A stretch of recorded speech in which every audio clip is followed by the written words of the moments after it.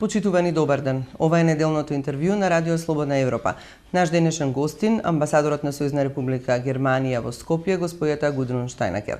Ваша екселенцијо, денеска кога Хрватска, со која државме чекор, станува членка на Европската унија, не можеме да не се прашаме можеше ли се да биде поинаку и за нас. Па затоа ве прашувам и вас, можевме ли подобро да ја искористиме шансата? Yeah, I'm too new to know whether Macedonia used all the chances adequately in the past. Probably yes, but I really don't know. I think there are unfortunate circumstances which prevented that Macedonia could advance as quickly in the EU accession process as Croatia, but Croatia also had to make enormous efforts and still has to make enormous efforts to become a full-fledged member of the EU.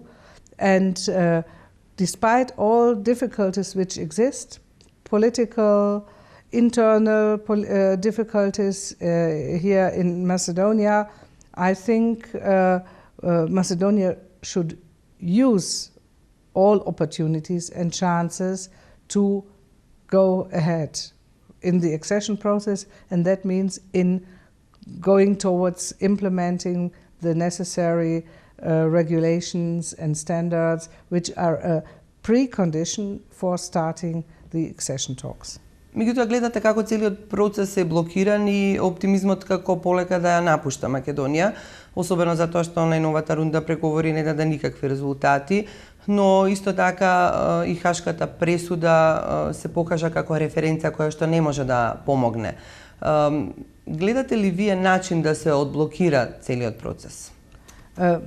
First of all, I think it depends very much on the political elites here, and I'm talking about elites. It's not only the government to support the enthusiasm for the EU in the population, to do something for this enthusiasm.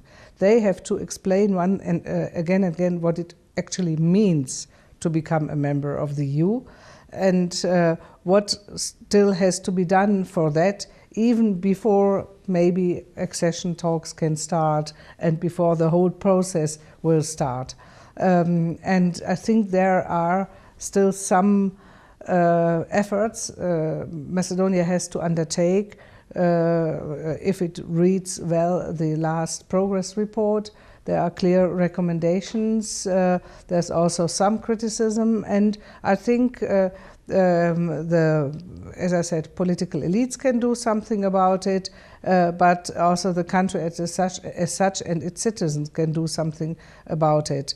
And I understand in some way that there is a certain defeatism, that there's less optimism because the problems which Macedonia is facing in this process has been going on for a long time. But to deblock it, many partners are needed, but in particular, and first of all, here, the government, the state of Macedonia, and of course, on the other side, Greece. And I hope they will find this courage to find a solution. Што очекувате за Македонија оваа година во поглед на интеграциите, од самитот во Чикаго, како и од Брисел во поглед на евроинтеграциите?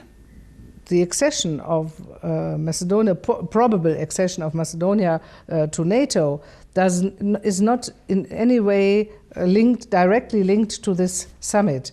It can take place anytime, and so this has something more to do with a political process.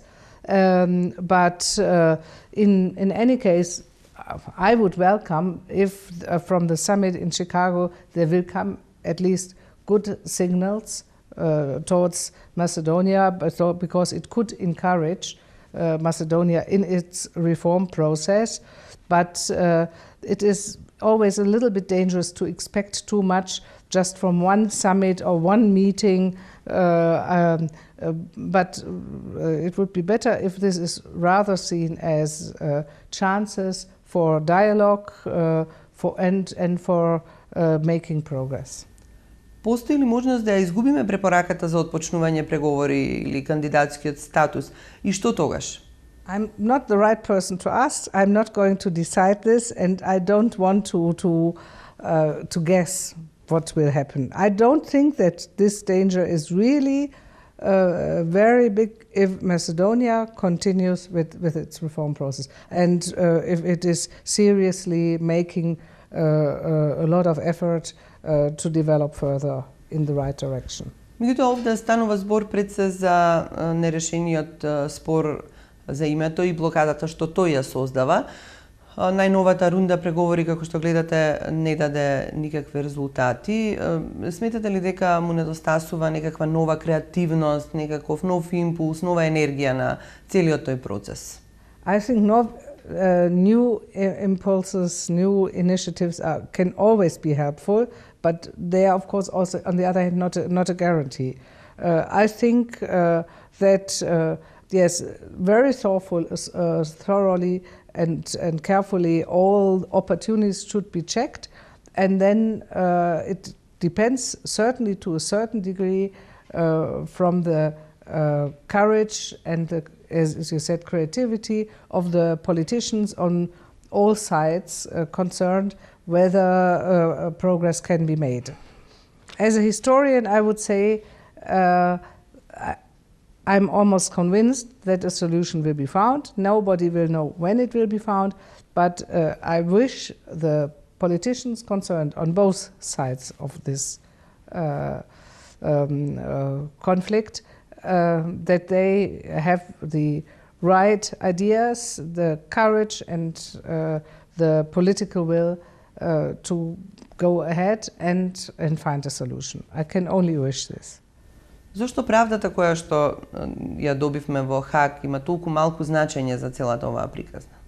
I can actually only refer to what Ambassador Rika, the former ambassador, American ambassador in Macedonia, just said during his visit here. He was cited several that, okay, there is this court decision, and I certainly understand that Macedonia is satisfied that this decision is in favor of the Macedonian position.